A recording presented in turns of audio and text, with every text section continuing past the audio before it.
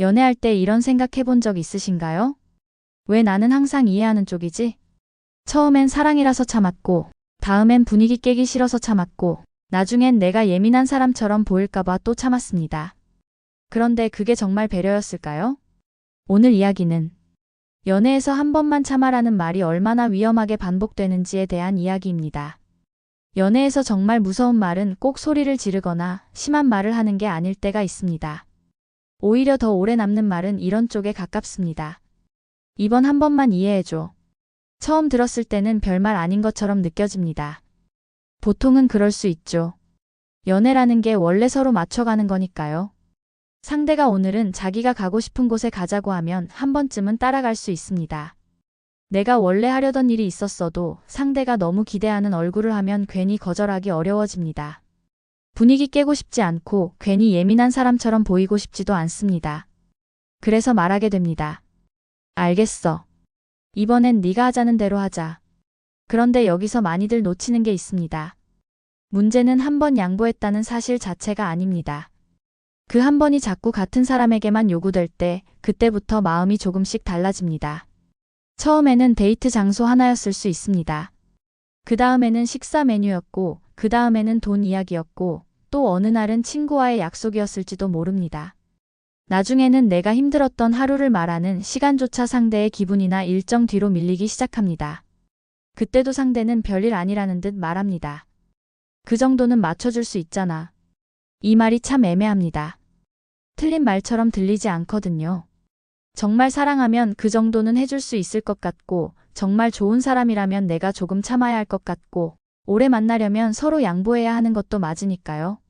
네, 연애에는 양보가 필요합니다. 그런데 한쪽만 계속 양보하는 건 조금 다릅니다. 그건 관계라기보다 한 사람이 계속 자기 자리를 비워주는 일에 가까워집니다. 처음에는 내가 좋아하는 걸 한번 포기합니다. 다음에는 내가 불편한 걸 말하지 않게 됩니다. 그 다음에는 돈이 부담돼도 그냥 웃고 넘어갑니다. 친구에게 미안한 일이 생겨도 괜찮은 척합니다. 그리고 어느 순간부터는 내가 뭘 좋아했는지도 바로 대답하기 어려워집니다. 사람은 꼭 큰 상처 한 번에만 무너지지 않습니다. 작은 양보들이 계속 같은 방향으로 쌓이면 어느 날 갑자기 말수가 줄어듭니다. 예전처럼 바로 웃지 않고, 예전처럼 바로 대답하지 않고, 예전처럼 쉽게 괜찮아라고 말하지 않습니다. 그러면 상대는 이상하다는 듯 묻습니다. 너 왜 요즘 이렇게 변했어? 그런데 솔직히 변한 게 아닐 수도 있습니다. 오래 참던 사람이 처음으로 멈춘 것 뿐일 수 있습니다. 사랑이라는 이름으로 계속 뒤로 물러나던 사람이 처음으로 자기 자리에 서보려는 것일 수 있습니다. 연애에서 아픈 순간은 상대가 내 부탁을 한 번 거절했을 때만은 아닙니다. 더 아픈 건 내가 원하는 건 늘 나중이어도 된다고 상대가 너무 자연스럽게 믿고 있다는 걸 느낄 때입니다. 오늘은 네가 가고 싶은 곳보다 내가 가고 싶은 곳이 먼저고, 오늘은 네가 힘든 이야기보다 내가 하고 싶은 일이 먼저고, 오늘은 네가 준비한 약속보다 내가 지금 당장 끌리는 게 먼저라는 식으로요. 이게 반복되면 사람은 단순히 서운해지는 게 아닙니다. 조금씩 자기 자신에게서 멀어집니다. 그래도 처음에는 스스로를 설득합니다. 별일 아니라고. 내가 너무 크게 생각하는 거라고. 연애는 원래 맞춰가는 거라고. 그런데 이상하게 마음 한쪽이 계속 남습니다. 왜 나는 늘 이해하는 쪽일까? 왜 나는 늘 기다리는 쪽일까? 왜 내 일정은 자꾸 바뀌어도 되고 상대의 기분은 매번 먼저 챙겨져야 할까? 이 질문이 생기기 시작하면 관계는 이미 조용히 흔들리고 있는지도 모릅니다. 마지막에 사람을 무너뜨리는 건 거창한 배신이 아닐 때가 많습니다. 또 한 번의 부탁, 또 한 번의 미움, 또 한 번의 이번만. 그 말이 다시 나오는 순간 마음속에서 뭔가 조용히 멈춥니다. 아, 이건 오늘 하루의 문제가 아니었구나. 나는 이 관계 안에서 너무 오래 나를 뒤로 보내고 있었구나. 이별은 갑자기 찾아오는 것처럼 보이지만 사실은 그렇지 않은 경우가 많습니다. 마음은 아주 오래전부터 조금씩 접히고 있었을지도 모릅니다. 상대가 눈치채지 못했을 뿐입니다. 그리고 참던 사람이 떠나려고 하면 상대는 자주 이렇게 말합니다. 그 정도 일로 헤어지자고. 하지만 듣는 사람 입장에서는 그 정도 일이 아닙니다. 그동안 쌓인 모든 한 번들이 마지막 한 번으로 터진 것뿐입니다. 관계에서 정말 봐야 하는 건 누가 더 많이 좋아했느냐만은 아닙니다.